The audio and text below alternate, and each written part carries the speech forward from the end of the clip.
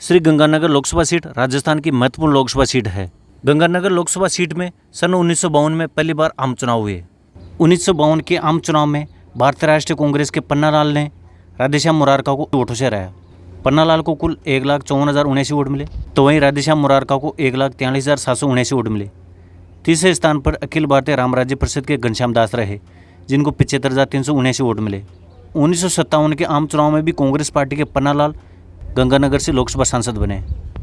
1962 के लोकसभा चुनाव में कांग्रेस पार्टी के पन्नालाल ने निर्दलीय रामचंद्र को 59,620 वोटों से हराया। पन्नालाल को कुल 1,34,133 वोट मिले, तो वही रामचंद्र को 74,513 वोट मिले। तीसरे स्थान पर निर्दलीय उदाराम रहे, जिनको 62,866 वोट मिले। 1967 के लोकसभा चुनाव में भारतीय राष्ट्रीय कांग्रेस के पन्नालाल फिर जीतने में कामयाब रहते हैं। पन्नालाल ने निर्दलीय ज्ञानचंद को 56,378 वोटों से हराया। पन्नालाल को कुल 1,17,966 वोट मिले, तो वही ज्ञानचंद को 61,588 वोट मिले।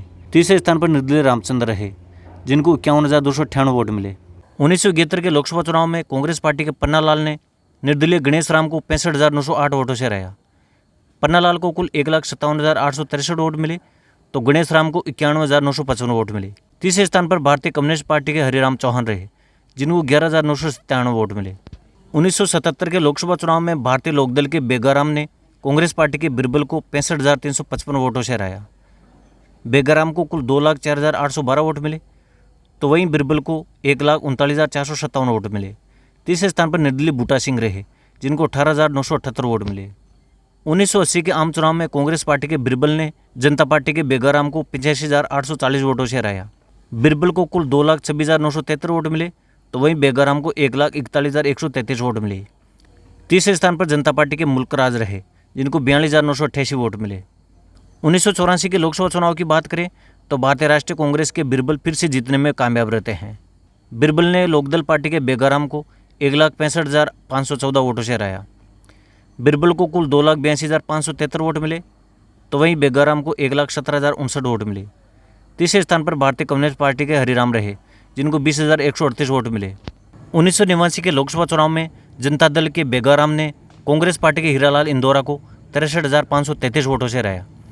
बेगाराम को कुल 3,07,279 वोट मिले, तो वहीं हीरालाल को 2,43,746 वोट मिले।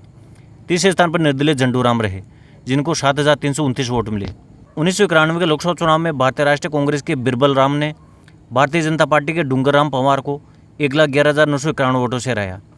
बिरबल राम को कुल 2,13,338 वोट मिले, तो वही डूंगर राम को 1,01,347 वोट मिले। तीसरे स्थान पर शिरोमणि अकाली दल के अजीत सिंह रहे, जिनको 48,764 वोट मिले। 1996 के लोकसभा चुनाव में भारतीय जनता पार्टी के निहालचंद मेघवाल जीतने में कामयाब रहते हैं। निहालचंद मेघवाल ने कांग्रेस पार्टी के बिरबल राम को 55,634 वोटों से हराया। निहालचंद को कुल 2,33,112 वोट मिले, तो वहीं बिरबल राम को 1,77,478 वोट मिले। तीसरे स्थान पर जनता दल के दुल्लाराम रहे, जिनको 38,991 वोट मिले।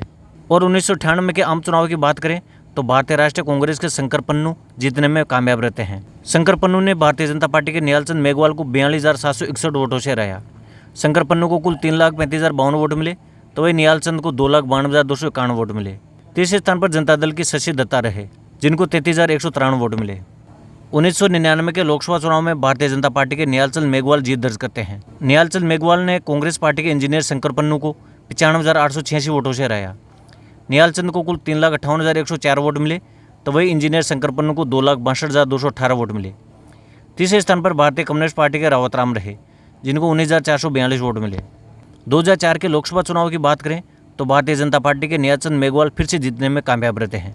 इन्होंने कांग्रेस पार्टी के भरतराम मेघवाल को 7,393 वोटों से हराया। निहालचंद मेघवाल को कुल 3,31,475 वोट मिले, तो भरतराम मेघवाल को 3,24,082 वोट मिले। तीसरे स्थान पर बीएसपी के मुंशीराम रहे, जिनको 25,144 वोट मिले।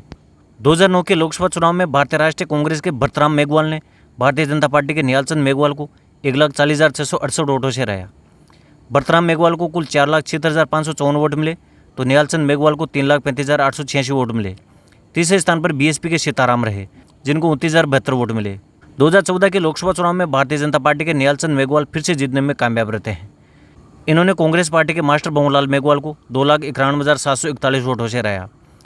निहालचंद मेघवाल को कुल 6,58,130 वोट मिले, तो भंवरलाल मेघवाल को 3,66,389 वोट मिले। तीसरे स्थान पर जिम्मेदारा पार्टी की शिमला देवी नायक रही, जिनको 1,06,585 वोट मिले।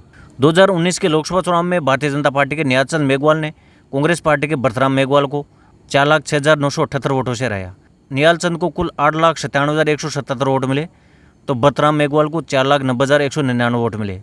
तीसरे स्थान पर भारतीय कम्युनिस्ट पार्टी के रावतराम रहे, जिनको 18,309 वोट मिले। और 2024 के लोकसभा चुनाव की बात करें तो भारतीय राष्ट्रीय कांग्रेस के कुलदीप इंदौरा जीतने में कामयाब रहते हैं। कुलदीप इंदौरा ने भारतीय जनता पार्टी की प्रियंका बालन को 88,153 वोटों से हराया। कुलदीप इंदौरा को कुल 7,26,492 वोट मिले, तो प्रियंका बालन को 6,38,339 वोट मिले। तीसरे स्थान पर बीएसपी के देवकर नायक रहे, जिनको 16,302 वोट मिले।